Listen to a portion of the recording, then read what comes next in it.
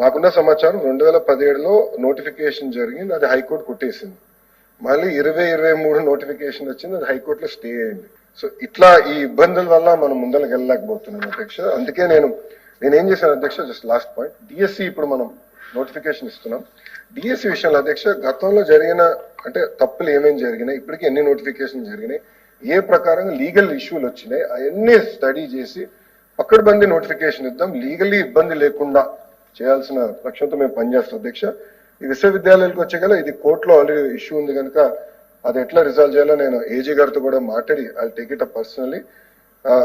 Governor గారిని కూడా కలిసినప్పుడు నేను గవర్నర్ గారు ఛాన్సలర్, ఆయన కూడా చాలా స్పష్టంగా ఎట్టి పరిస్థితుల్లో రిక్రూట్మెంట్ మీరు పూర్తి చేయండి, ఎన్ఆర్ఎఫ్ ర్యాంకింగ్స్ ఇంప్రూవ్ అవ్వాలంటే సొంత ఉపాధ్యాయులు ఉండాలి, అంటే ప్రొఫెసర్స్ ఉండాలి, దానికి మీరు సీరియస్ గా తీసుకోండి అని గవర్నర్ గారు కూడా చెప్పారు. అది మేము సీరియస్ గా తీసుకుంటామని గౌరవ సభ్యులు తెలుపుకుంటూ, పెద్దలు అన్నట్టు 4330 శాంక్షన్ పోస్టులు ఉంటే కేవలం 1048 పోస్టులు ఇప్పుడు ఫిల్ అయినాయి, 3282 పోస్టులు ఖాళీగా ఉన్నాయి.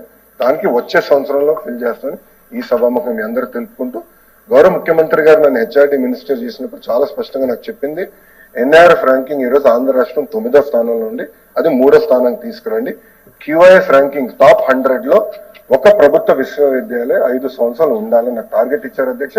అది చేసి చూపిస్తాను.